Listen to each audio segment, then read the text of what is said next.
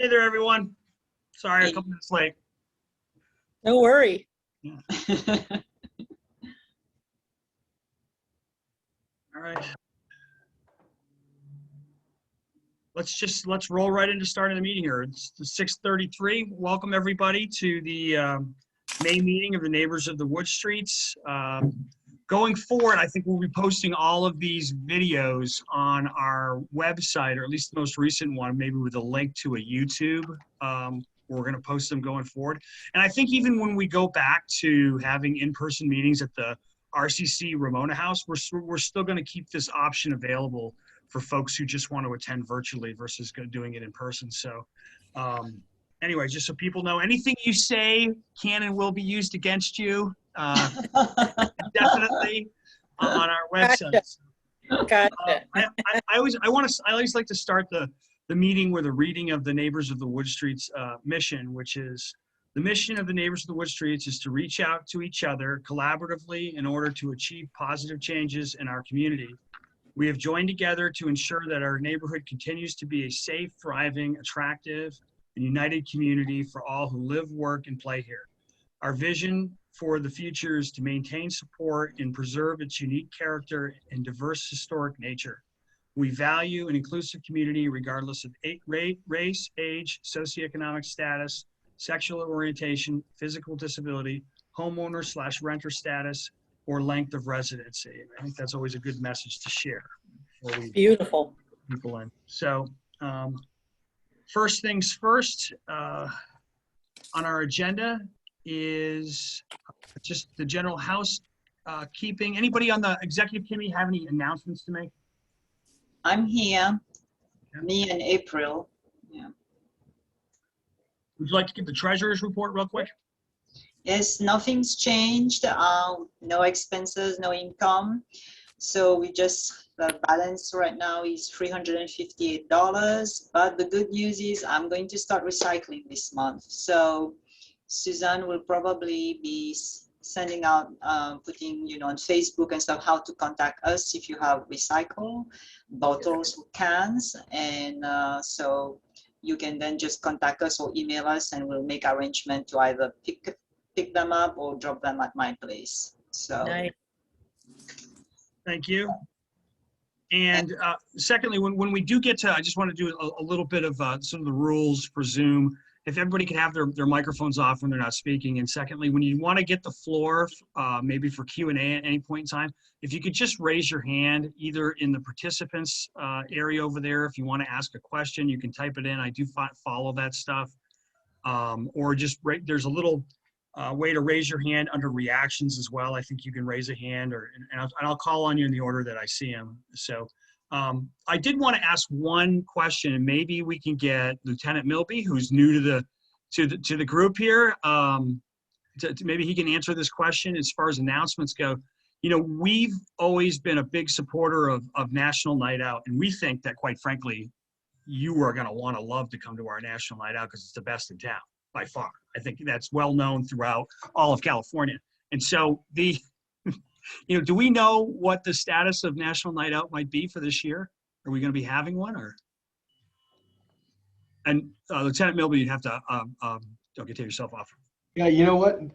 Donna might actually probably have the more recent information in regards to if we're going to have that or not. And so we last year did the drive-through that worked out fantastic, and we're kind of thinking we might be planning that this year if we get the okay from the chief. But from here on out, we haven't heard anything new. So if anything, I'm thinking that drive-through is going to happen, and we know National Night Out is the first Tuesday of every August. And that's coming out. They've been advertising all over the place. Nationwide is this National Night Out. So we're hoping to move forward. As soon as I get some information or an update, I will share it with you. Yeah, because I'm a New England Patriots season ticket holder, and I know everybody's going to groan when they hear that. But I can tell you this, that they're planning on having 100% of fans in the stadium for their games. So if they can do that, I wonder why we can't have National Night Out in person, quite frankly. So anyway, With that said, let's get right into it with Lieutenant Chad Milby, who replaced Chris Wagner. He's going to be coming to these meetings going forward, giving us a brief report on what's going on the wood streets as far as crime and statistics and things that we can strive to do better here to make sure our community a safer place. Take it away, Lieutenant Milby. Thank you. Thank you, Jason. My name is Chad Milby, Lieutenant. I've been a police officer for about going in 25 years now. Most recently, I served as a lieutenant in patrol. So I have a good understanding of kind of what a lot of the problems throughout the city are, but specifically some of the biggest challenges since even I've taken this new position over for about a month now.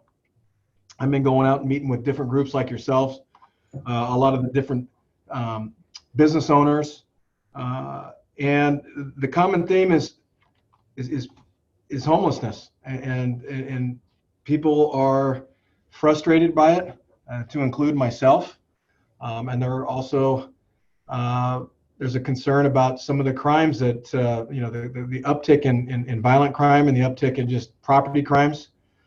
And I will tell you that to address the homelessness first, because I want to try to fix this some way, somehow, because it's affecting the quality of life for the residents. It's affecting our businesses, and people are, you have business owners have employees that are scared to come to work.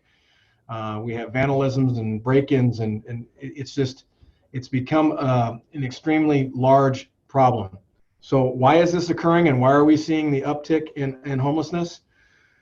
Well, we're the county seat, all right, which means that we have county mental health in our city.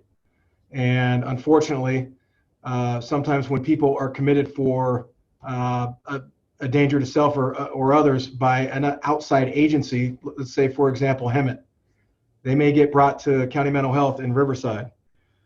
And when they get released from county mental health, oftentimes these folks are not finding their way back to their place of origin.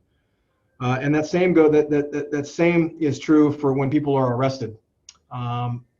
Oftentimes, especially because the blame was put on the pandemic, but with the zero bail schedule, it's extremely difficult to get held to answer right now and actually have to do time in jail. So a lot of these things that were normally, they're felonies, they're still felonies, but these criminals are being released. They're being site released, much like you guys probably read about the Asian lady that was killed about a month, 5-6 weeks ago, walking her dogs. She's not doing anything. She's minding her own business, and she's attacked by a lady that was just released for assault with a deadly weapon. That's normally a felony, a pretty significant felony charge, where under normal circumstances, those kind of acts are held in the jail.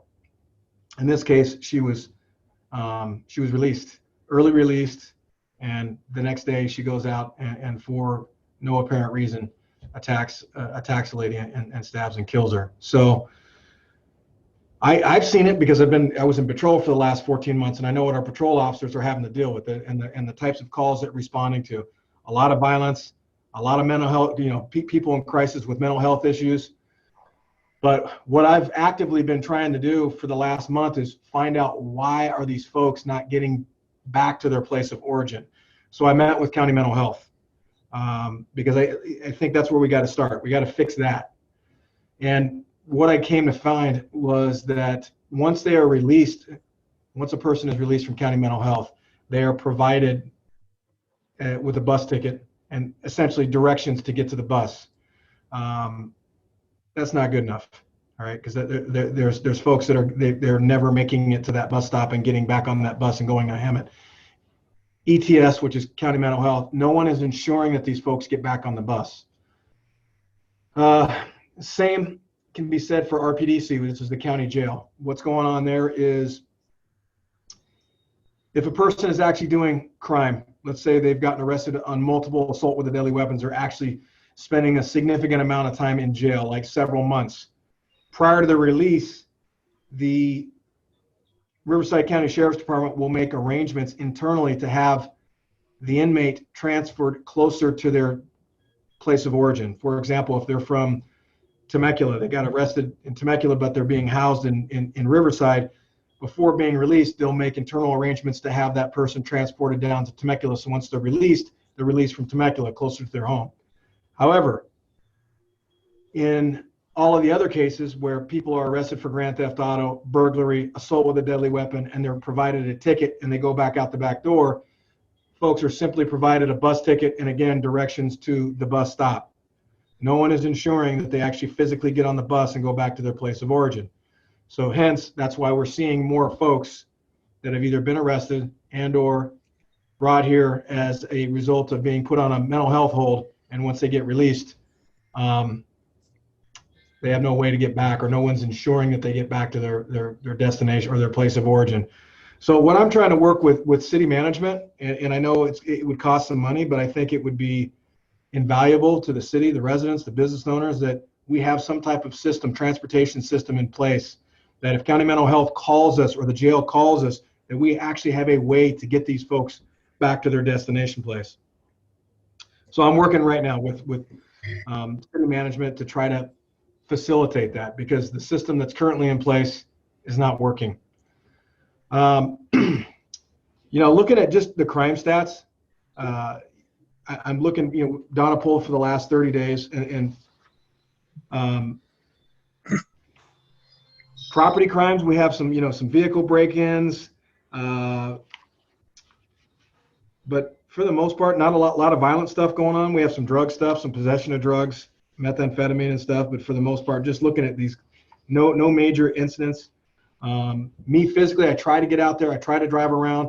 Most recently, you guys probably heard about the incident that happened over this last weekend before last at Mag and Elizabeth regarding my PSET team. PSET is one of the teams that works for me, and they're responsible for going out and cleaning up the illegal encampments. Once they, there's a referral made, they'll go out there. They also offer services to the homeless. But I am seeing an influx of homeless right in that Mag and Elizabeth area, which isn't too far from you guys. And I learned of some information today, and I gotta track it down. I'm trying to verify it. That as recently as this past Sunday, a white bus or a white van actually dropped off about 5 to 6 homeless folks there at the donut shop. Apparently, there's some video that a citizen has, and if that in fact is the case, and that's true, I got to track that down, because that's got to stop. And we are seeing an influx of homeless people at Mag and Elizabeth, and that's concerning. But anyway, that's a little bit about me. That's a little bit about, it's everybody's concern right now that I've come across and had the opportunity to speak with is homelessness, the mental health. What are we doing? And I'm sure Chris has covered this when he was your area commander, but the teams that I have responsibility and oversight over is our PSET team. My POP officers, I have eight POP officers, and what they do is they work on quality of life, livability issues throughout the city. They put out fires on a weekly basis. They're out there, and they're addressing anything from small issues to large issues. I also have the Downtown Entertainment District team, which is in that downtown footprint that addresses issues that arise surrounding the bars and the restaurants down there. They primarily work in the evening hours, Wednesday through Saturday. Well, they've had a nice go of it there the last year, haven't they? Oh, they have. Nothing's been open. Yeah. Well, I will tell you this, Jason. I went out last Saturday night downtown, and I don't know if any of you guys have had the opportunity to go downtown, but it is wide open. It is wide open, man. People they're enjoying themselves. I come the 1:30, the witching hour, we had multiple fights. That's a whole nother issue that I'm working with the bar owners and the restaurants. They had suspended parking down there in the evening hours. I've reinstituted that because I don't want gang members from San Bernardino coming into the city and just taking over control of our parking structures. They were drinking, fighting, assaulting the good patrons, and those are things that I'm trying to reinstitute right now to mitigate some of these violent crimes from occurring. But it's wide open. People are enjoying themselves. I was down there on Cinco de Mayo as well. and we do. We have a very, very nice downtown entertainment district, and I'd like to keep it that way. And I'd like to create a safe environment down there so, you know, the residents can go down there and enjoy themselves. And there's a lot of work ahead. You know, we have a lot of challenges. I'm not going to sit here and tell you guys. I mean, this last year has probably been the most challenging I've ever seen in 25 years of law enforcement. But I will tell you that you do have a good police department. We have a very proactive police department, and one that still, believe it or not, still highly encourages our cops to go out and do police work. We just do it. We encourage them doing it the right way. We took 600 guns off the street last year in the city of Riverside, which is incredible. You know, there's a lot of guns floating around right now. A lot of ghost guns. I don't know if you guys know the terminology of a ghost gun, but it's where they're illegally manufactured on the black market. They don't have serial numbers. I would say a high percentage of the guns that the guys and gals are recovering out there are ghost guns, and they're generally not in the hands of law-abiding citizens. Yeah, they're criminals, gang members, and so again, I'm here. You guys have my information. I'd love to hear from you guys what your guys' concerns are. Again, I have a lot of teams. They're getting pulled in a lot of different directions, but I'm absolutely love to hear from you guys. Anyone out there with any questions for Lieutenant Milby? All right, let's go with, I saw the first hand that I saw was Roy, and then Charles, you afterwards. Yes, I was wondering if you could give us an update on stealing of catalytic converters. A neighbor of mine across the street had his stolen about a week and a half ago. Yeah, Roy, I don't have any specific data on catalytic converter thefts. I do know that they are occurring, and you know, I can get something together for you on the next one. I don't even know if we have a specific way to target that specifically through crime analysis, but I can check. I can tell you that if someone gets caught stealing a catalytic converter, he's going to get arrested. He's going to go to jail, and he's going to get site released. We had one gentleman that actually stole 9 cars in 1 month, and it doesn't stop the cops from arresting people, but he literally told the officers, I'm going to continue to steal cars because there's no repercussions for my actions at this point. And I've been told a couple different things. And a catalytic converters, that's very expensive to replace. But I've been telling, I don't They're know on if a they're huge back. They're on a huge back order right now. He can't even put it back in his car.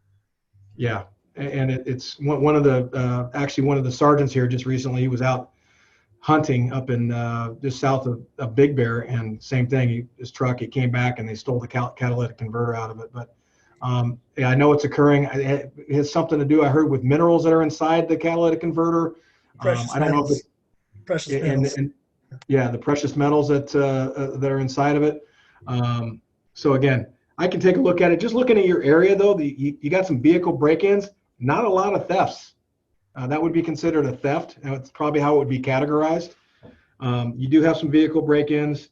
You got one stolen car up on Pachapa and Olivewood, but and another one on Tekeskeet. But for the most part, not a lot of just straight thefts. Had a dirt bike stolen out of my backyard just 3 or 4 days ago. So is that right? That's right. A pedal bike or like a motorcycle? A motorcycle, a mechanized bike that was took a bolt cutters to the chain in the back, came in, loaded it up on a truck apparently, and see you later. Took off with it. So yeah. One thing I want to get to some other questions though, if I could, because we got a really tight packed schedule. Yeah, so no problem. And there's other folks with questions. I saw Charles, you up next. Yes, Chad. Nice to meet you. This is Charles Slaughter from Magnolia and Linwood. Your predecessor had started the process of trying to deal with the speed of the traffic on Magnolia. And several things were put forward, and I was wondering where we are in the continuum on that. Yeah. Let me look in my folder here, because I know there was one. I think there was one speed bump, not on Magnolia. Well, my main concern is Magnolia, because it appears to me that there's not much enforcement of the speed laws and noise and stuff. And it seems to be, as we're opening back up, it's ticking up. The cars are even faster and they're even louder now. Right. Sir, if I was going to make a referral to our traffic unit to come out and do some enforcement, where specifically would you suggest that they do enforcement at? Well, the main problem is from Ramona down to Harupa.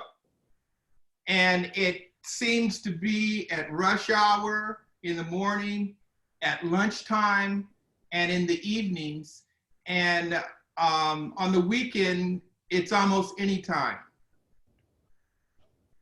Say that last part again, sir. I said on the weekends, it's almost any time, particularly after midnight when the bars are closing and things like that. Okay. And maybe I can have our DUI enforcement team. They work DUI enforcement on grants, and they can specifically kind of target that area. He had mentioned last time that they were looking into having, they were doing a traffic study, and that there was a potential to have what's called rest in red stoplights in the evening, where the stoplights would always be red, a car would have to pull up to it, and then it would change to being green so that the cars were going. They had, I think they're going to use that on Brockton, which is just a block west of us, but I wondered where we were in actually having that happen. I'll have to follow up with traffic engineering, so that would be a study that they would be completely responsible for. So I'll have to follow up with them. All right, I'm going to move it along here. Jerry, now you got the next question? Why doesn't RPD in the city have a gun buyback program? Say that again, Jerry? Why doesn't the city have a gun buyback program? San Bernardino, Colton, Corona does it, but we've never done it. Emmett does it. We've never done it. I guess I'm not understanding, like, purchase the guns back from Like where whom? people drive up, give you a weapon, you give them a gift card to Target or Kohl's or whatever. San Bernardino does it. Emmett does it. Corona's done it. Colton's done it. City of Los Angeles does it with tremendous success. I think that's a policy question, Jerry. Probably not for Lieutenant Milby to answer, but maybe you can take that back. Yeah, I'll take it back. the I mean, it chief or doesn't hurt to ask. Yeah. Well, okay, thank you. All right, moving along. I We wrote gotta it get. down too, Jerry. Thanks for bringing that up. We'll look into it and see what that would look like. All right, moving along. We got to get to our next presenter. We have Brad Reed from TIG/M. You've probably heard of in the past Riverside's efforts and its studies into whether a trolley system would work in here. I think that was probably looked at maybe 6-7 years ago. This is not the same type of proposal. It's a streetcar. It has a lighter impact on the area than a traditional trolley system you think of, with the overhead wires and giant rails in the street. And so now the city council has authorized a study into a streetcar system that would go kind of around from the university area, I don't know the exact route, but over to downtown and on a cycle, on a loop. And we have the folks doing that study in with us tonight. And I want to give a hearty welcome to Brad Reed. If you could just give a little background on yourself, maybe, and your company, and then take it away. And I'll share my my screen for you so you can do your presentation as well. Thank you. Hi, everybody. Thanks a lot for having us. My name is Brad Reed. I'm the president of TIG-M. We're a Chatsworth company. We're a green engineering technology company, as well as a vehicle manufacturer or deliverer. We've been under contract with the city of Riverside for a couple of months now. We're working on a feasibility study for a very lightweight streetcar system. And I have here with me today, Polly Shalou. Polly, you want to introduce yourself? No. Hi.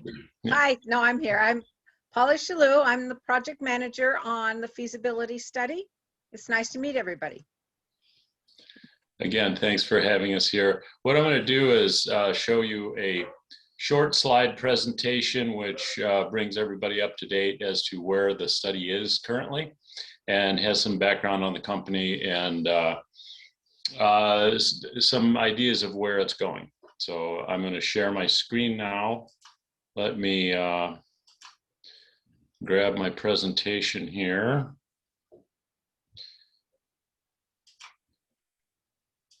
Let's see. Can everybody see the presentation? No. No? Okay, that didn't work. Let's see here. Share screen, here we go. Let me get the proper screen up.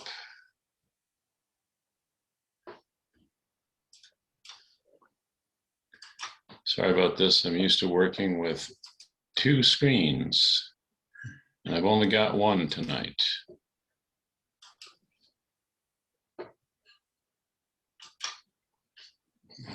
Okay.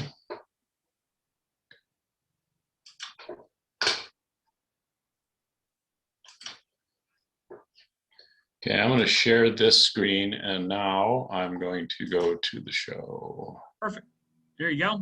I see it. There we are. Okay, is that up? Yes. Okay, great. Thanks so much for your patience. The Riverside Streetcar Feasibility Study. We're going to be talking about concepts. These are concepts for a lightweight streetcar system that is self-powered for the city of Riverside. It has no wayside power systems of any kind.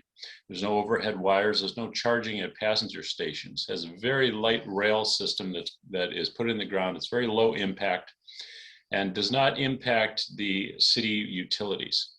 So I'm going to move into this. TIGAM is a green transportation engineering firm and rolling stock manufacturer. We're currently located in Chatsworth, California, and have designed and/or design-built street running rail systems in 6 countries around the world. We've been engaged by the city of Riverside to study the feasibility of building a state-of-the-art, self-powered, overhead wire-free, electric hydrogen streetcar system and establishing a world headquarters for transportation technology and research and development with an associated manufacturing facility in Riverside.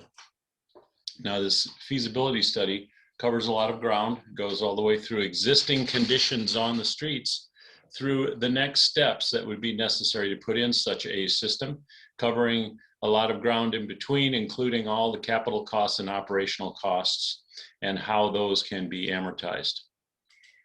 Right now, we are currently looking at operations concepts, alignment options, and we will be doing a detailed demand analysis, which will generate ridership projections, which can give us the information we need in order to design the correct fleet size and correct headways to provide the service that will be required to meet the demand. Now, when we talk about operations, we talk about the basic foundational philosophy of operation. In this case, we're talking about reciprocation versus circulation. And reciprocation means traveling back and forth on a single set of tracks or track, and circulation means traveling in a single direction on a continuous track. We favor circulation because we can use single-ended cars, which are less expensive, less complex, lower maintenance costs, they last longer, and they have more seats because there's only one driver's cab on each car. So all of the systems that we have designed around the world, we operate under circulatory operational philosophy. And when we do that, we talk about loop operation. We're operating on a continuous track in a loop. And if you have an open loop, like you see here on the upper left. That means you can cover a lot of ground in the city, but you only can provide single direction operation or unidirectional operation. So we can pinch those loops down and provide bidirectional operation on the pinch portion of the loop.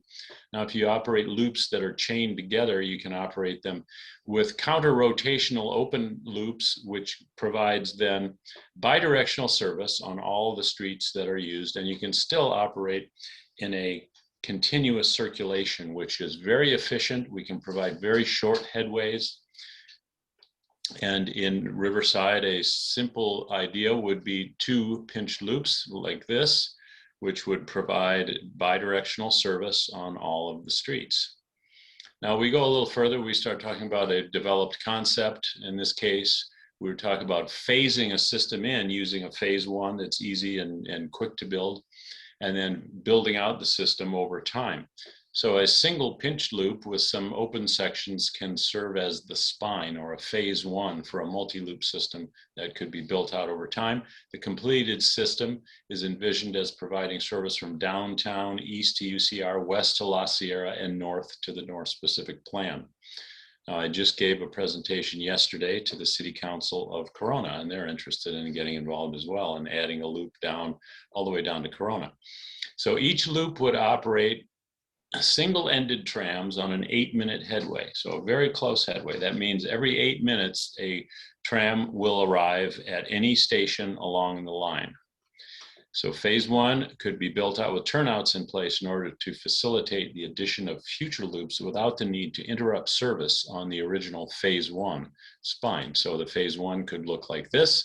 Here we have a pinched loop between UCR and downtown with an additional loop that extends to the Metrolink, which would be used 3 times a day when Metrolink trains come in and bring passengers to Riverside Station. We would divert a tram from the normal operation to go to Vine Street, pick up passengers and bring them into the normal operation. Then what we have here is a 5-minute pedestrian catchment. So with each one of these options, we look at an area in which anybody could walk to the streetcar line in 5 minutes and be at a station that would provide service every 8 minutes. So this is a 5-minute pedestrian catchment. Anyone in this area can walk to the streetcar system and get on a streetcar within 8 minutes. Second phase would be down Magnolia and would interface with the UCR phase 1 with 2 open loops in this area that would provide bidirectional service in all these areas downtown and from UCR all the way down to La Sierra. Phase 3 would add an additional track which would create a northeast loop, still utilizing the spine downtown with bidirectional service, but there would be now coverage all the way up to 3rd Street. The 4th addition would be the southeast loop, which would return via Martin Luther King Boulevard. And now we have 3 loops that are operating in conjunction and providing bidirectional service down University and all the way down Magnolia to La Sierra or parts to the west. Now the 5th phase could facilitate travel to the North Pacific Plan as that is built out, and it would be a separate loop operating again in counter-rotational fashion with the northeastern loop so that bidirectional service is provided on all of these streets. So now you look at the 5-minute pedestrian catchment and you can see that anywhere in the east of downtown, you'd be able to walk within 5 minutes to a vehicle that would arrive every 8 minutes at all the stations along the alignment. Now this overall track system would look like this. It's about 35 miles of track and could be built out over a number of years to provide service throughout the city. Now we look at some simulations to show you how this would look in operation, and you can see here cars arriving to the alignment from a depot north of 3rd Street, a maintenance facility with manufacturing. And then every time a Metrolink car comes in and stops at Riverside Station, a tram would divert pick up passengers and bring them back onto the normal operational route, which circulates between UCR and downtown. So that would be a phase one, a small system that would be easy and very quick and inexpensive to build. Then we move on to a more developed simulation, which shows all 5 of the systems coming in and very sped up so that you can see them built out over time. We have cars coming in on the red line, picking up passengers from the Metrolink station. We have phase 2 is then built, and cars begin circulating up, the blue line circulating up from the west side. Phase 3 is built, and now the green line is established and circulating around the northeast, providing service to the Innovations District as that is built out. Then we have phase 4 comes in, and we have the gold line operating to the southeast and servicing the UCR and the southeastern portion of the city. And then, of course, phase 5 comes in and travels all the way up to the North Specific Plan as that is built out. So all of these vehicles would interchange at multimodal passenger stations, which would be providing service from the bus system to the tram system and on to micro-mobility solutions to provide very fine-grained transportation services right to your doorstep. So that's the overall plan. That's the overall concept at this point. Now, what we do from this point on is we develop a set of construction drawings for the phase 1, which will take the design to what's called the design development stage, which includes all the general notes, typical sections, plan and profile sheets in order to build the system. This will show everything, this set of drawings will show everything we need to know about the interface with the city utilities, all the passenger stations, all of the signage and signalization, and everything we need to identify in order to develop a cost model for the capital cost to build everything. And we'll be able to very accurately cost the initial capital cost to build this, and then from that we'll be able to develop an operations plan and develop a very accurate operational cost for the system. And then we build a cost model for the project, which shows how we can bring private sector capital to build the system and amortize the cost over 20 years and pay back the private sector investments and pay for operations through revenue generation, advertisement, and sponsorships. Now, while we're building this set, we look very closely at the city utilities.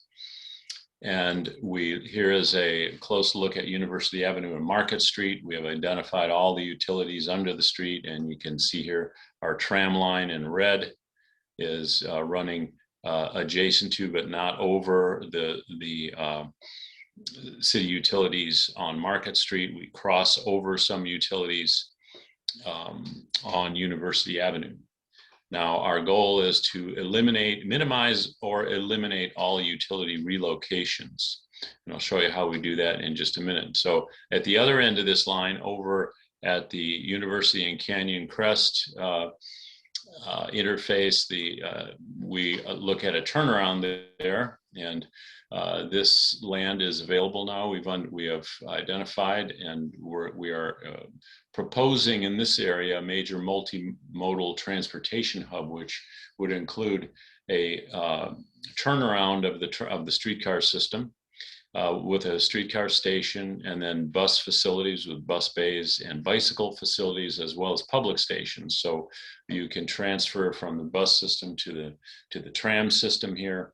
You can transfer from the tram system to electric bicycles or scooters or whatever other micro mobility solutions are provided. by the city in order to be able to access all of the local areas without the use of an automobile. So that is our goal. Our goal here is to reduce vehicle miles traveled by providing public transportation from rubber-tired solutions to steel-wheeled solutions down to micro-mobility solutions. Now, our track form is a low-impact cast-in-place track. It's very shallow. It's only 10 inches deep. So we can saw cut an 8-foot wide, 10-inch deep, shallow channel in the road and install the track in a very quick manner without having to close the streets. And then when we bridge over city utilities, we have the ability to bridge over for about 20 feet without having to provide any change in the cast-in-place track form. But if there are areas of the city utilities below that the RPU has decided it needs to have future access to, we put in a system of panelized track, which can be removed. The entire track form, including the track, the cross ties, and all of the steel support system can be removed, unbolted and removed very quickly in a matter of several hours to provide access to city utilities below that portion of the street. And then when the work is done, the tracks are laid back down without any expense in destroying track that had already been put in place. So by utilizing this low impact cast-in-place track form in conjunction with removable panelized tracks, we have a goal of minimizing or totally eliminating utilities relocation, which is the biggest expense in a fixed guideway system. So what our system does is it removes the expense in the capital cost of the wayside electrification system, and it removes the cost of utilities relocation. These two factors equal at least 50% of the cost of a streetcar infrastructure CapEx. So here are the 200 and 100 passenger self-powered battery-dominant hydrogen streetcars that we produce. Here's the 100 passenger tram. We produce these trams in two sizes so that we can address the different demands during peak and off-peak hours. During the off-peak hours, we'll use the smaller tram. During the peak hours, we use the 200 passenger tram. And they will all be housed above 3rd Street in a manufacturing facility and operations center. So we've developed a web page. It's on the city's page, riversideca.gov/streetcar. And every week we're putting up the streetcar presentation that you've just seen as we progress through the study, and you can come back every week and see the new presentation with the updates on the study. There's also a survey that we have out now, which is very easy to take. It only takes 3 to 5 minutes. It's only 4 pages long, but we're seeking the public input of travel habits and their opinion of a streetcar system like this, and this will help inform our study as we prepare it for the city. So it would be a big help to us and to the city to go online, take our survey, and let us know what you think. So thank you very much for watching the presentation, and we'd love to have any comments or questions that you have at this time.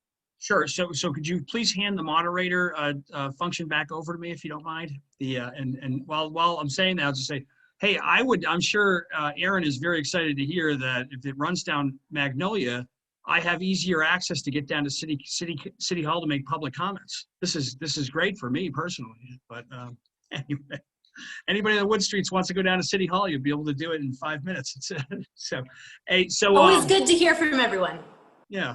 And I encourage everybody to join me every single Tuesday to go down there. So do we have any general comments? I see a couple in the chat room, and I'll read them as they've been put in by the folks here. One of them is bus ridership in the city of Riverside is 25%. what problem is this solving? First of all, I don't know if it's 25% or not. I don't know if anybody can speak to that, but maybe somebody can. But what problem is this solving? I know it's not that high, bus ridership, so. Yeah, well, all the ridership in all public transit has obviously been way down because of COVID. As COVID is relaxed, today the CDC relaxed the social distancing rules. Public transportation will come back. Ridership will come back to the RTA. What we propose to do is to work with the RTA, and what fixed guideway and vehicles of this kind can do that buses cannot do is encourage people to shift their mode from automobiles to public transportation. It's been shown all over the world that fixed guideway tram systems will entice 12 to 25% of people away from their automobiles. It does not happen with bus lines. Why is that? So, it's because the frequency is much greater. We're talking about twice the frequency of the current bus system. The trams run on steel rails. They are very smooth to ride. They're totally silent, electric. They have no motors running that rev under load. They're silent, they're smooth, they're very comfortable to ride. Generally, rail is more attractive to the general populace than any rubber-tired solution. So what we are proposing to do is work in conjunction with the RTA to increase ridership in the buses as well as the trams. And we do that by encouraging and basically enticing automobile drivers away from their cars. Is there an issue? Well, do we know? Does anybody on the call know what ridership was pre-COVID on the bus system? Mr. Atkinson. It was 25%. Okay. When we did the study about 6-7 years ago. Charles, go ahead.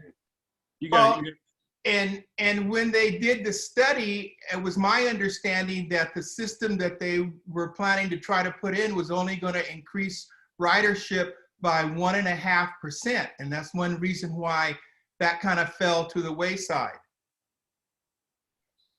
Okay. You need to identify when you say bus ridership is 25%. 25% of what? Occupancy. Of capacity? Is that what Correct. You're saying? Correct. Okay. Well, then in that case, what you have is a bus system that is providing too much capacity, not too few riders. So what you need to do is design a system that will meet the demand that you have. So when you say a bus system is underutilized, that just means that your bus system is over-designed. It doesn't mean there are not enough riders. So what we aim to do is do a very detailed demand analysis, which we're doing now. So we will have identified the ridership that is there, and we design a system that will supply that demand. Mr. Reed, all due respect, but you're creating a solution to a problem we do not have. We've gone through this before. The ridership, people are not taking the buses, not because there is some problem infrastructure-wise with the buses. People are just not riding them. The distances between the buses are an issue as well. But even when they made changes to shorten up those distances, your headway numbers, we still do not see any increases. And the times that we do have ridership, we've shown massive amounts of fraud where riders are not even paying fares. So how do we even address that? All right, well, that's an opinion piece. I don't mind point and counterpoint. That's good. I like to see that discussion. But let's, now we've heard both sides. Is there anybody else with any more questions? I'm going to get to Kevin's questions. He wrote them in the chat room. Is number one, can these cars traverse the grade change of a steep underpass like on University? And I'm sure you're familiar with that. Is just leaving downtown. There's some pretty steep grades on the the gradient capacity of the streetcar systems is 9%. So we've looked at all of the gradients, and there isn't anything that is a problem. Okay. The second question was, how do you propose this to be financed? Well, we're going to propose a P3, a public-private partnership. in which case we bring with us a private sector financial corporation who loans the money to the city for the CapEx.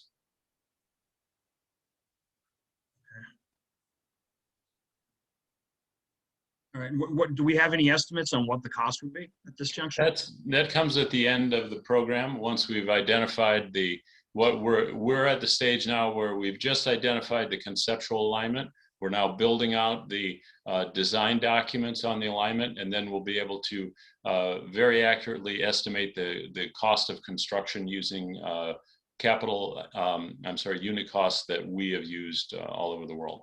And when is the feasibility study estimated to be done? Well, we're looking now to deliver in July. Soon. Okay. Yeah. Great. Any other questions? Oh, Charles, I see your hands up again. Go ahead. I've got a couple here, so bear with me. When you Make say them short because we got to move on to our next speaker. Make them short. Bi-directional, and I was looking at the diagrams, I couldn't tell if it was bi-directional, were both rails on the same side of the street, or were they on opposite sides of the street? Curb running on each side of the street. Okay. My other thing is I noticed in your illustration, your vehicles are traveling on really flat ground when you show them. And some of our streets, and I'm more familiar with Magnolia, but there's a crown in most places from the center of the street to the gutter of at least a foot. Absolutely. And so how is that going to be? Can your vehicles, do that? And well, when you put in a track, you deal with the drainage design of the street, and you do not want to obstruct sheet flow, but you provide either longitudinal drainage or cross drainage, but the track is level. There's no cross slope to the track unless you're going into a curve. But that's all part of the design. It's pretty well established how tracks and streets interact. Well, I strongly suggest that you drive down or even ride a bike along the bicycle lane along Magnolia. Because I have. Yesterday I drove all of Magnolia. And then when you cross an intersection, there's another crown going the other direction. Sure. I know, that's part of street design. We're very familiar with it. We've built many street systems. All streets are crowned. All streets have drainage programs. Right. Yeah. All right, great. Any other last question? Call for, if anybody has a last question, Roy, and we're moving on. Just real quickly, how would it work on Magnolia? How would the streetcars run, let's say from Central down to La Sierra or something like that, down that direction? What do you mean, how would they run? Do you mean? I mean, would it be like, would it be across the medium, or would it be to the side? Because it's a 2-lane on each side going, there's a medium in the middle. Yeah, we prefer curb running, which means that the streetcar runs alongside the curb. This is not dedicated guideway, so it operates in mixed traffic with mixed automobile truck traffic. It will not take up any roadway away from vehicular traffic. Okay, thank you. Thank you. Thank you, Brad, for being with us tonight. I thought that the presentation, obviously you've changed this from since the last time I saw it. I thought it was a much more robust presentation, so I thank you for updating it. My concern continues to be, I always say in the city, I like to see the people who get the benefits also take the lion's share of the costs. So when I see just a general loan to the general fund, well, then I know that all residents are paying for something that I would say that is primarily a benefit to downtown interest and to UCR.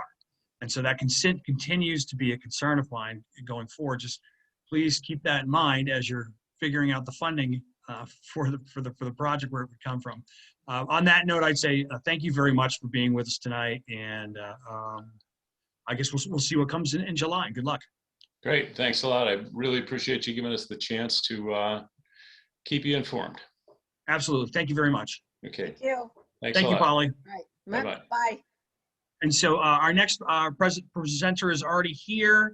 He is Phil Pittsford, the Chief Information Officer with the City of Riverside, who's going to be here to discuss something colloquially called the Riverside discussion, which in reality is, do we want to continue the electric fund general fund transfer this November?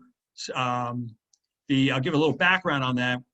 As most people, I imagine, who read the newspaper or on Nextdoor are aware, the city had a judgment go against it last fall on the general fund transfer. I think 30 or so million of the 40 million of the general fund transfer was deemed unconstitutional. And now the city is faced with a predicament. It obviously can appeal that decision, but it would like to at least put the option forth to the citizens to try to get some sort of reauthorization done. And there's critics, and there's some in this room who wonder whether that's even constitutional in and of itself, but put forth a measure in front of the voters this November to continue to allow the electric general fund transfer, as I understand it. So with that said, a little background, Mr. Pittsford, please take it away. Hey, good evening, everybody, and thank you for having me. There are a number of community organizations that have been sent the invitation as to whether or not they want to have a presentation, and you're the first, so congratulations for that. The downside what do we win as a prize, Phil? We want to know. We're very competitive here. The downside of that is if you're a member of other organizations, you might get treated to it more than once. Hopefully you won't have to deal with me more than once. I'm gonna you want me to give you the screen? Yeah, I was gonna ask. Okay. I'm usually a Microsoft Teams person, so I'm always a little glitchy on Zoom, but host to say okay. I don't believe Mr. Reed gave me my screen back. I cannot share. That could be a real problem. That's a real problem. He Is left Mr. Reed? He left the meeting and basically took his moderator privileges with him. He's gone. Wow, that's Can you give us an here. oral walkthrough, I suppose? Here, Jason, I'm still here. Oh, can you pass that back over to me? I'm trying to figure out how you did that because I didn't. If you go into where my picture is and there's three dots up there, you should be able to do it from. Good. I'm glad you're still here. You really had me scared. I couldn't figure out how you did that, and I wanted to give it back to you, so here I am. So I make you host. Is that it? Yes. Okay. Yes. How's that? I think I'm back in the game again. Okay, so Phil, now I can transfer it over to you. All right. Okay. Sorry, I just had a minor heart attack. I'll just. You got to improvise sometimes, Phil. Yeah, I guess we'd be winging it. I am the host now, according to. There we go. Okay, share, and let me slide. Okay, well, that's kind of. You know what? Let me stop sharing, and then start it as a slideshow, and then you won't have to have all that annoying stuff on the side. Okay, that didn't work either. So we're not seeing the presentation, just FYI. Okay, let's there it is. Okay. So can you see that? Yes. Somebody not, okay, good. Okay, so this is a process, as Jason stated, that is fairly recent. It's called the Riverside Discussion. If you want to participate in it, you can go to riversideca.gov/discussion. You may ask yourself, why are we doing this? There we go. For a minute, I thought it wasn't going to advance. So what is the Riverside Discussion? So as we're coming out of COVID and as we're looking at a variety of economic factors that are facing the city, A, COVID, B, what is that doing, or what has it done to our economic situation? To what extent will we, and what amounts will we be receiving stimulus funds from either the state or the federal government? And as Jason stated, there is kind of an ongoing discussion regarding the general fund transfer. We wanted to engage with community groups and individuals in terms of the services that you receive from the city of Riverside. So the Riverside Discussion is a way to do that. So maintaining our safety, stability, and essential services, This conversation will help us better understand what our residents consider essential services to be. One of the things we got here, we did COVID testing, no cost testing all around Riverside, COVID vaccinations. They were created from scratch near the convention center. They're now being done at the Sears. If you have not, if you would like to get vaccinated, you haven't, please do so. We have more than ample vaccinations for everybody.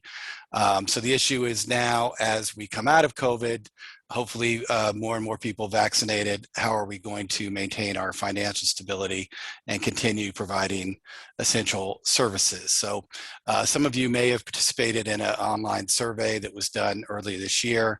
If so, some of these topics like firefighting, paramedics, police, street repair are very familiar to you, because those are the ones that most people said were most valuable to them. As I mentioned in the community survey, people also named their priorities. Addressing homelessness obviously was one of the top respondents, as it is most times when we do a survey. Maintaining police, fire, paramedic, property crimes, public health emergencies like COVID, restoring and retaining local businesses who hopefully have made it through the COVID shutdown season intact, cleaning up our public areas, including parks and others, and then preparing for wildfires, which obviously if you're in either the part of town that all of you are living in or over by Sycamore Canyon, that is something that is probably near and dear to your heart. So these things dovetail nicely with the City Council's strategic priorities recently adopted in the Envision Riverside 2025 strategic plan. I think there are many people on this phone call who played a role in that plan coming together.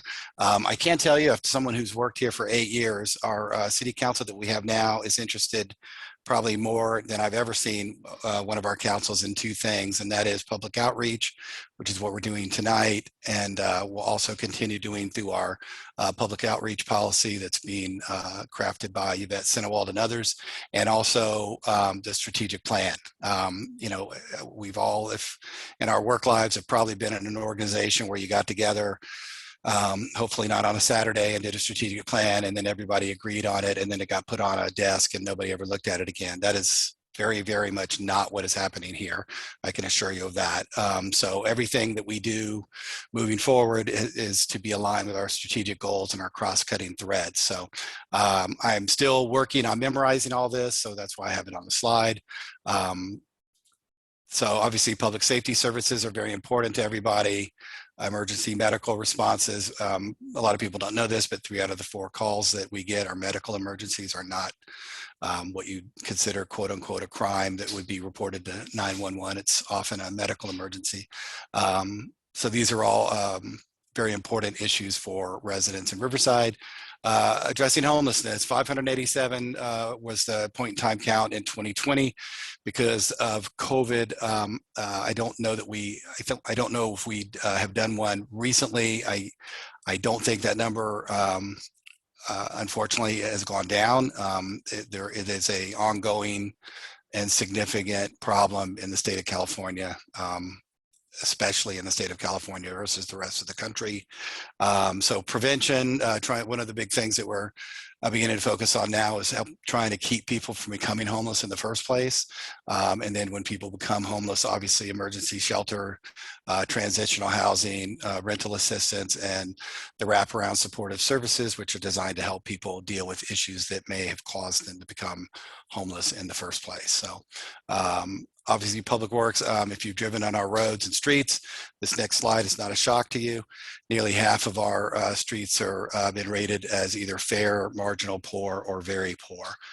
So there's a great need to do street repair in the city of Riverside. There is a ranking process, and if you have a street that you're interested in finding out where it is in the ranking process, feel free to email me, and I'll try to run that down for you, or find a place where we may have it linked on our website. So the Riverside discussion is understanding the community's priorities. We are going, as some of you probably know, because I know you're if you're involved in a group like this, you're probably keeping up to date more than the average person. We are headed towards priority-based budgeting, which will be a kind of a sea change in the way that we budget. It's going to take some time to get there because it is a significant undertaking, but our council members have made it very clear that that is a priority for them, for us to reach that as soon as possible. So one thing we're doing is engaging with residents and stakeholders to hear their priorities. If you would like to be a part of that, there's places you can go. Riversideca.gov is our website, obviously. So the website /discussion is where you can participate in our online outreach. If you have an organization that you're part of and for some reason you would want to hear this again, feel free to let us know. And it might be myself, it might be Edward Enriquez, our CFO, could be any number of people. I think there's a BEC meeting or another meeting tonight, which is why you ended up with me. And if you haven't done this before, riversideca.gov, notifications, council members, newsletters, follow us on social media. You know, we are trying to, we're in a weird area in terms of public communication, and that we are kind of like parallel lines where we're like on the railroad tracks. We're on one track, we're working with the local media that cover us, and we're also trying to inform people on our own through social media, because we, you know, with our local media kind of contracting over the years, we're finding that a lot of the things that we thought people knew about and may have known about 20 years ago, we're starting from scratch. So we're trying to do more of that on our own social media channels. So I would really encourage you to sign up for that. I think those are all the slides that I have right now. I'm going to go ahead and stop sharing. Okay. So I don't want to, I think it was 10 minutes for the presentation, and then I think it was another 10 minutes for Q&A. Be happy to answer any questions that anybody has.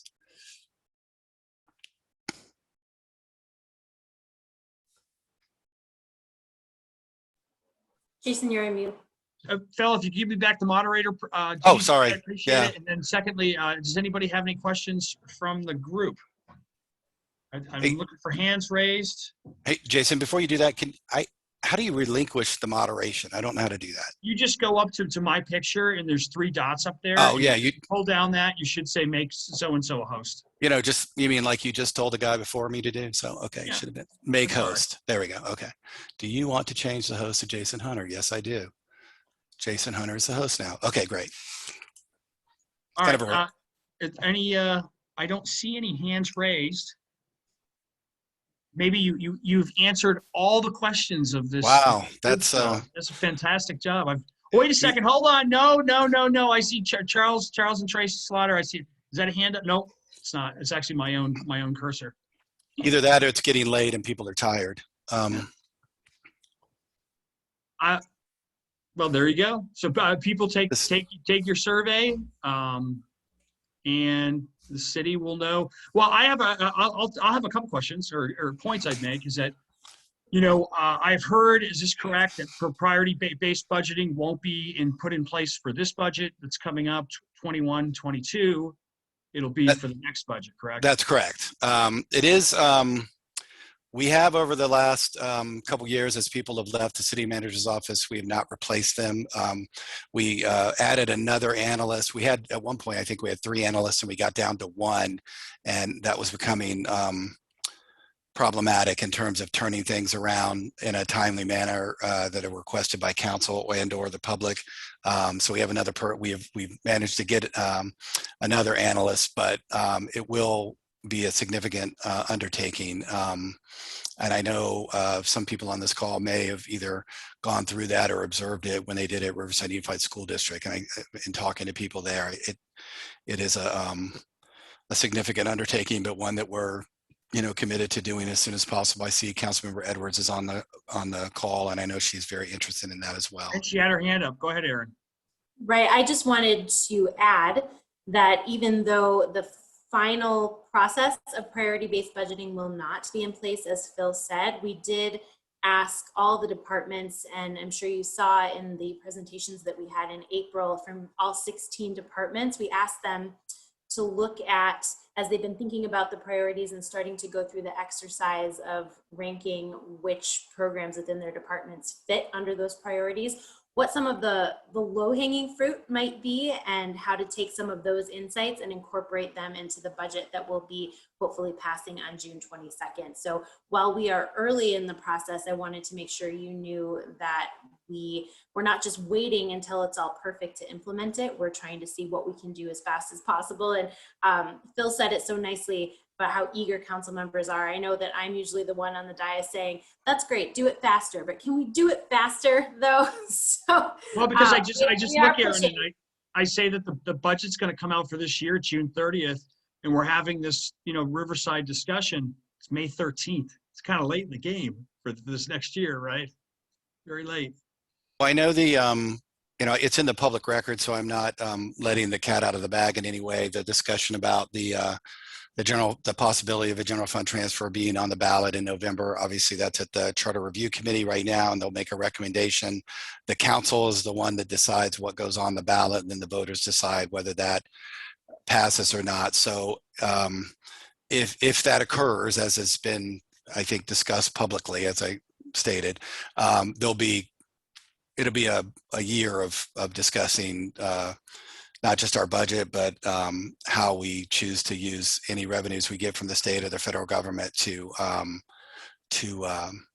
most effectively. And obviously, the council we have now is very interested in us doing what we're doing right now, either in person when we're able to, once we get on the other side of COVID, or through a Zoom or a Microsoft Teams or other meetings. So it's interesting to me, as somebody who's been on a lot of these calls, either on Microsoft Teams or Zoom, whether or not people are going to want to continue doing it after COVID is over, because it's easy and they can sit in their home and they can get information, or they're going to get to a point where they don't want to do it anymore. So I can tell you, Phil, from this group is going to have a hybrid model going forward forever, I think, is we're going to invite people down in person, and we're going to have the option for people to log in remotely, because we feel like really our group, the community groups, are about getting as much participation as possible, right? So we're going to offer as many options as, now that I'm comfortable with the Zoom how it works, so I'm just going to continue doing it. I'll have a camera and a laptop down there, and away we go. And my guess is that's what a lot of people are going to do.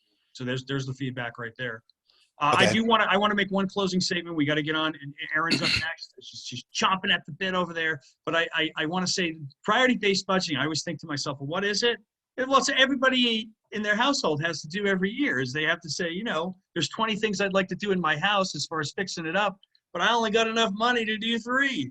So you got to figure out which ones you're going to do. And I'm excited that the city's getting around to it, but I'm thinking to myself, why did it take so long?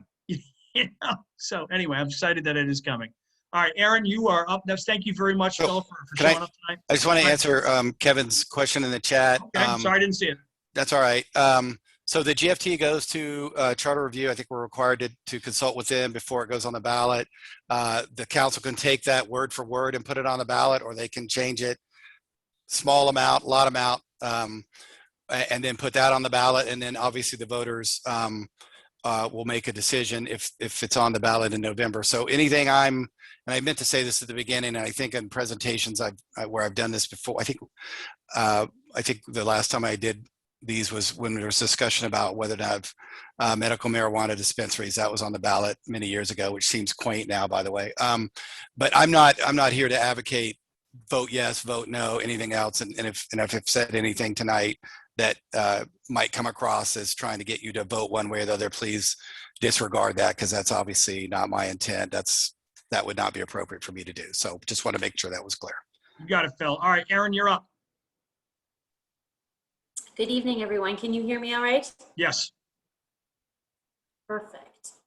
Okay, I'll start with some good news about COVID vaccine distribution. As you know, the City of Riverside has partnered with Curative to get vaccines to as many people as we possibly can. I believe at this council meeting this week, we heard that just that one site alone has distributed over 70,000 vaccines, which is good news. as we're all looking to be as protected as possible. And I'll just share these numbers because I think that they are helpful. 36.3% of the city, just the city of Riverside, is fully vaccinated. And 55% is either partially or fully vaccinated. And better still, 91% of the city's population of seniors 65 and up is fully vaccinated. So we are working hard to get vaccines out and available to those who are eligible. And of course, that helps as we are reopening and opening. We have some restaurants that are coming, I was about to say coming online, but I guess these days we have to say coming in person and opening up soon. Slater's 50/50, which I'm sure you've heard about downtown, will be opening in late May. In the area where the Salted Pig used to be, there will now be a vegan food restaurant called The Roots, which is opening in June. We have several housing options that will be opening in 2021, such as the Center Point luxury apartments that are expected to be open by the end of this June, and the Mark, the former Stalder building, which is expected to be completed by fall of 2021. And then, as you've heard, we have the Cheech that started renovation in the old main library and is anticipated to open in the spring of 2022. And the new main library will be opening this summer. There should be a grand opening celebration at the end of June is what we're currently planning for. And I'm sure you've noticed that the other library branches have started their phased reopening schedules. So it is very good to be able to see each other and to see books in person again. I want to share some important items that are coming to the dais soon. Next Tuesday, May 18th, at our council meeting in the afternoon, we're having our next budget discussion. And so I know Paloma's on the call here. She'll help, thanks Paloma, putting the links in the chat so you can see everything that we'll be reviewing on the agenda, and also the opportunity to e-comment, because as has been discussed here, we're passing our budget hopefully by the end of June. June 22nd is when we'll be reviewing the final budget. By that point, it's very hard to make any changes. So please, please, I know I've been saying this for several months, but as you're going through that budget, please send your thoughts. You can send them directly to me. You can e-comment. You can call in for public comments. You can come in person for public comment. And the end of May, chambers will be open for people to come in and sit and listen to the discussion again, but really want to be able to hear your thoughts on the budget. At the May 25th City Council meeting, we'll be discussing surplus property, which is a discussion that's been happening for over a year now. And of note to the downtown area, we'll be talking about the potential sale of parking garages 1 and 2. I'm sure you've heard that the city is eligible to receive federal funding through the rescue plan, or ARPA funding. The last number that we heard this week is that the city is eligible for a direct allocation of $73 million. And on June 1st at the city council meeting in the evening, we will for the first time be discussing as a full council what that allocation plan will look like. So I hope you'll take a look at those documents when they're published and send your feedback to me. And also there's been quite a dialogue around street vending and mobile food trucks. And it looks like there's a report on the May 27th land use meeting. So if you're interested in that meeting, I know that's recently published, and Paloma can put that agenda in the chat as well. A few other updates in terms of housing and homelessness. Paloma and I put together a brochure just to talk about what is currently happening to address homelessness just in Ward 1. So we're talking about services, we're talking about housing, shelter, as Phil mentioned, the drive to keep people in their homes in the first place. We talk about that as well. Just wanting to give an update of everything that's happening in our ward alone. So Paloma can put a link to that document here in the chat. keep your eye out for the next steps of the 6th cycle housing element, which is how we look at the full city and determine where are the best places to put housing. I know we've spoken about that quite a bit in this meeting, and we did review at the Housing and Homelessness Committee the policies in the housing element, and there should soon be upcoming workshops on the public safety and environmental justice policies. So Paloma will put the link from the city's website on the housing update here in the chat so you can engage and make sure you know when that next meeting is. And finally, some very good news. I know that there have been some concerns about safety, pedestrian safety, particularly around the Maplewood and Birch area and the Grand and Rubidoux area. And so we worked with Public Works to talk about small and big ways that we can be changing intersections to make them more visible, friendlier to pedestrians. And we have received preliminary word that our grant application to install LED lighted stop signs has been recommended for funding. So I will keep you posted on that. And I know you'll ask about paving of Magnolia Avenue. You know it's coming. You know that it's coming, Aaron. I'm ready for this. So I wanted to let everyone know we're talking about the paving on Magnolia from Harupa to 14th. It was approved as part of the 2019-2020 arterial and minor maintenance project. And the bids were received on May 3rd of this year, and the staff is working with the purchasing department to review those bids, determine the lowest responsible bidder, and they hope to award the project by July, which means they'll be in construction by late summer or early fall. So it's still happening. I know it's slower than we all wish, but it is happening. And with that, I will end my update. All right, late summer, early fall. We're gonna put that in stone, in tablets. Any questions for Councilmember Edwards? Charles. There was an accident at Elizabeth and Magnolia by where the Ralph Shopping Center is, where the donut shop is. And it's a reoccurring problem where the homeless, the homeless are crossing that street, not at the intersection. And in this particular case, I know about it specifically because my son came upon it, but there was a homeless person crawling across the street on all fours, and a car comes along and doesn't see the person and runs right over him. A couple of months ago, there was a motorcycle accident that was caused by a homeless person meandering across the street, and the motorcycle guy had to do evasive action and had a lot of damage to his bike and himself. I would like to see somebody look into having or doing something so that at certain areas there, you can't just dart across the street. And the problem is that they're not darting, they're just sort of ambling across. And I know myself, because I travel that way quite a bit, that more often than not, I see a homeless person at some point between the bridge and Harupa crossing there. It happens more often there in front of the Ralph Shopping Center. So I don't know if anybody's looked into that, but it's causing accidents and people are dying or getting hurt.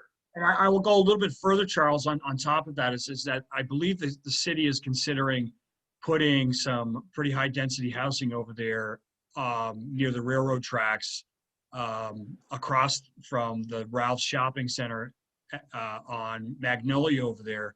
There's that across from the Riverside Animal Hospital, there's an empty lot there. I just got to tell you, just knowing this area, and I'm sure other people who are residents here in the Wood Streets, you cannot put high density there. That is that you're going to have so many accidents there. That is a dangerous situation already getting in and out of that shopping center.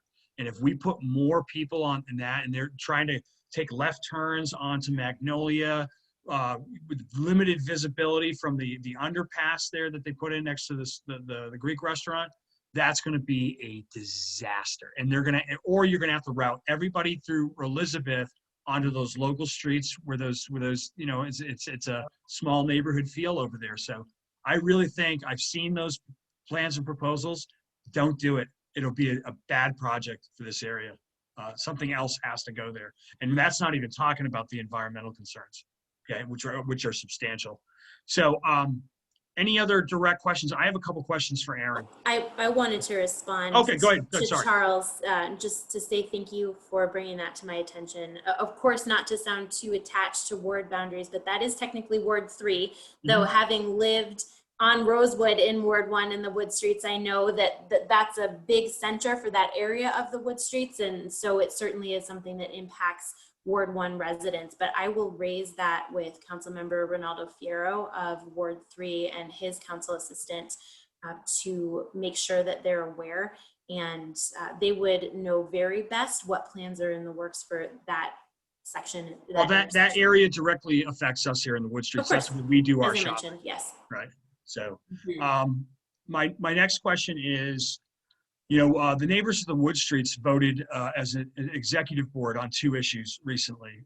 One of them is that we're going to be asking for, I just need to literally find the time, and we're going to be officially asking for an exemption from not just the ADU regulations here in the Wood Streets because of our concerns about the sewer system, also from more or less any building, quite frankly, given that the risk of surcharge and backflow and all other terrible environmental and public safety risks have been identified by the city's own consultants and engineers because of trunk line limitations that run through the Wood Streets. How do you respond to that? Well, first I'll respond by saying that I'm glad that you're paying attention to the issues. Yes, we are. I know you are. We understand that there are infrastructure issues that do need to be addressed. At the same time, while we need to be and will address infrastructure issues, we also need housing. We need housing everywhere. We need housing in the Wood Streets, around transit centers, being close to downtown. Housing is important. And I do not believe that a moratorium on housing and building in the Wood Streets is the appropriate way forward. That said, I look forward very much to working with you to talk about the infrastructure issues. All right, the Wood Streets was built 100 years ago, and it's still the same original sewer system. And until that is upgraded, okay, you put us at risk. Okay, sewer is not to be messed with. That's an environmental risk. The environment's important to you, I assume. It's a public safety and health risk. I assume our public safety and our health is of concern to you. And so absolutely, and you know that each individual project. One more house. Hold on, let me finish. I'm the chairman, and I get to run this meeting. Okay. What we're saying is, before we put any more people into this area, when we know we have a significant problem with the mainline sewer, you want to fix the sewer, then we'll talk about more people coming into the Wood Streets. But if we're not going to fix the sewer and that project isn't going to be moved up, and we have trunk line issues that can cause real serious issues, okay, from an environmental public safety, and that is your number one thing that you need to do as a council member, is you need to make sure that we are safe and we have public health, okay? That needs to be addressed before we say, oh, we need to put more people in here because we have a housing issue. Well, maybe you put them someplace else. You don't put them here and put us at risk. And that is what the board has unanimously decided that our position is going to be until the city addresses those infrastructure problems. And that's that. Secondly, we have an issue over on Palm Avenue where there is a development being proposed that is a 1-acre development coming up Palm, out of Tekeskeet Park, up the hill on the right, triangular property. It was originally supposed to be four residential properties. And then somebody got in there and decided, let's make it 8. And in order to get those, or 7 properties, that we're going to grant 8 variances to the planning code. Okay, and that went through as a site plan. We came down there, we said we'd like it pulled. We don't think it's an appropriate development. It's 2 stories, which means because they have setback variances, that those people are going to be looking over their neighbor's backyard, quite frankly.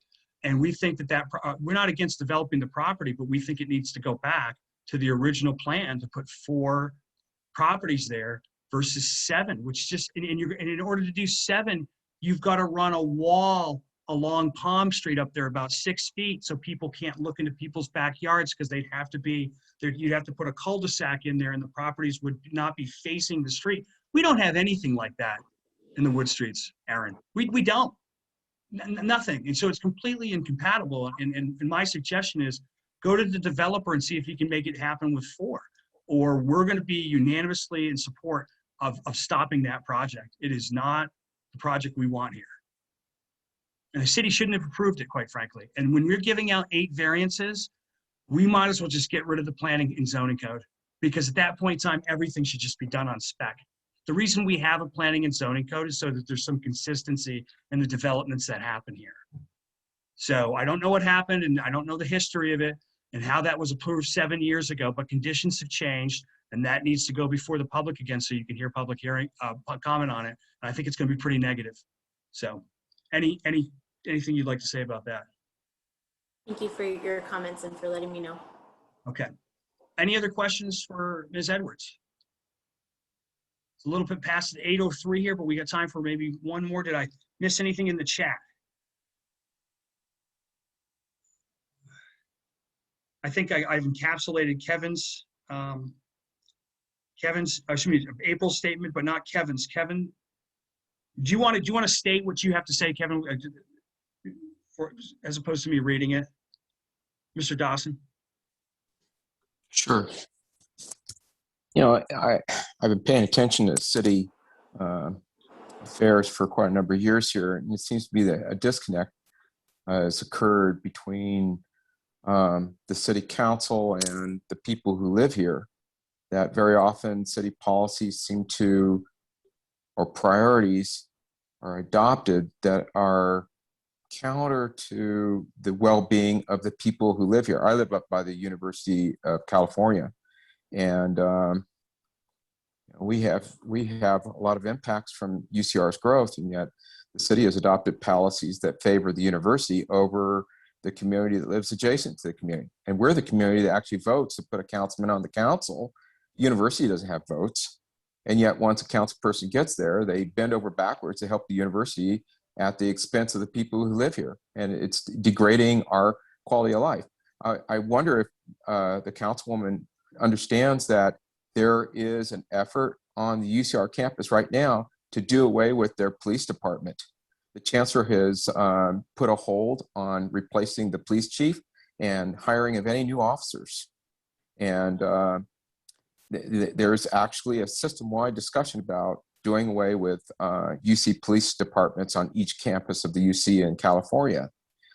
If UCR, and I should also say that UCR withdrew from the University Neighborhood Enhancement Team that they'd been a part of for over 50 years. And that POP team, which was a partnership between the university and UCR, it had to dissolve because the city did not have the resources to backfill the loss of the UCPD officers to that team. So the result is that there's no longer that added police force to help mitigate the impacts of crime and such that the 25,000 student population of UCR brings to our area. And so we're going to have a loss of quality of life in our neighborhood due to higher crime rates or higher costs of police if the city is able to find the funding to hire more officers to backfill the loss of those 30 or 35 UCPD officers. And UCR is getting ready to do a new long-range development plan that takes a EIR. And the chancellor was up talking to the regents just yesterday. And guess who was also in on that meeting and spoke for 1 minute saying, I urge the regents to approve a new LRDP. Our mayor was saying that. And I went to UCR to say, hey, I wasn't aware that the LRDP has been published yet. And they said, no, it hasn't been published yet. It's not going to be published till next month. And yet she was up there urging them to pass an LRDP that hasn't been published. We need the city to step up and be the advocate for the community that lives here. That's what we need. It shouldn't be up to me because I live in my neighborhood and I see the impacts that I have to raise the money, hire an attorney, and sue the university. The city should step in and be the advocate for my community. And I don't see that happening.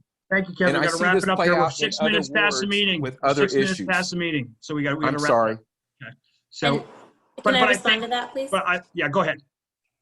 Thank you, Kevin, for your thoughts. I would just respond to that by saying that in Ward 1, while the university isn't a piece of that, as you know, many students of the university live and vote in Ward 1. They are residents too.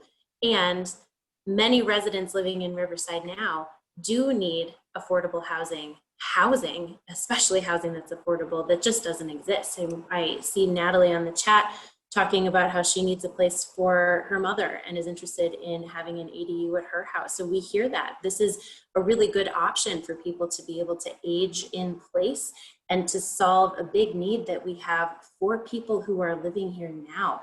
So I hope you hear that your council members, we are thinking about people who live here too.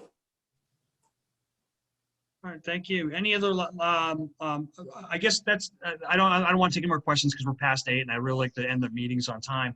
I will say, are there any topics amongst the membership that, and this is going to be restricted to the people who live here in the Wood Streets, that we would like to, items for future discussion for our next meeting that we can start setting up? Go ahead, Tracy.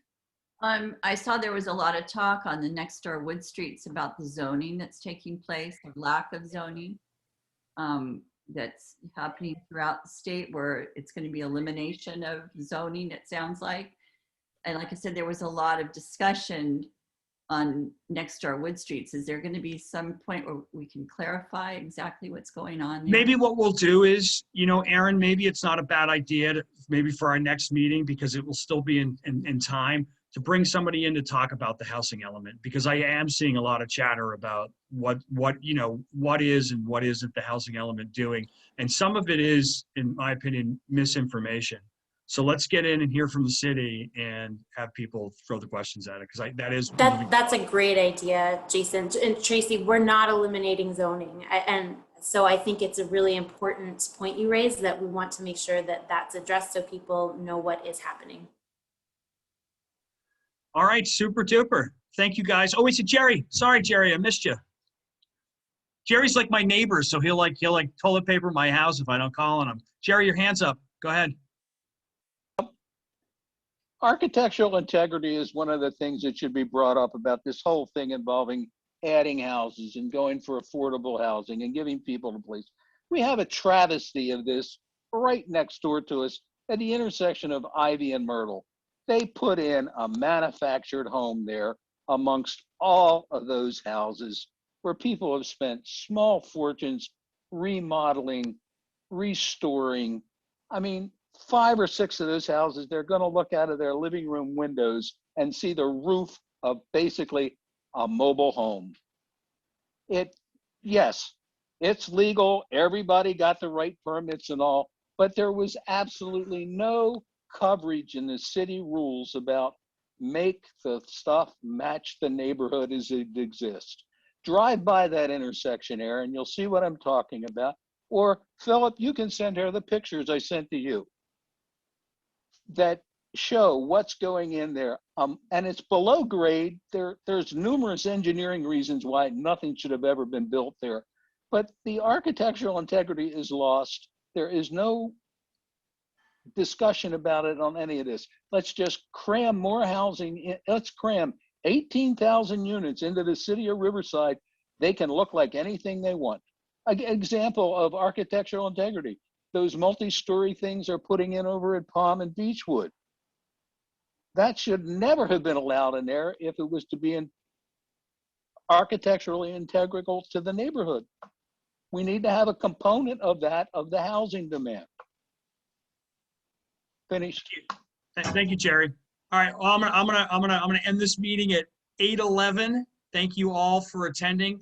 As I said, we're going to really do a huge upgrade to our website soon, so we'll be able to, anybody from the neighborhood's going to be able to see all these meetings after the fact, and so we'll spread the information out there, and tell your neighbors and tell your neighbors' neighbors and everybody involved that we're out there. Charles, go last comment, then I'm ending the meeting. Okay, Aaron, I have a question. They started with really fast building those, whatever that is, they're building behind the plaza there. I forget what's the name of that street. And the brownstones, the Merrill Street brownstones, is that what you're referring to? Okay, well, but then all of a sudden it looks like they're at a standstill, like nothing's visibly happening there. Has it stopped? Have they run into problems or what? Yeah, I'm so sorry, Charles. It's a Ward 3 project. So again, I'm not entirely up to speed on what's happening in the minute on that particular development, but can work to get you the information. Charles, I think they just realized that there's a train there. Oh, train tracks. I think they just figured it out. Anyway, let's get going. That's my joke for the evening. We leave on a smile. All right, y'all. Thank you very much for attending, and over and out.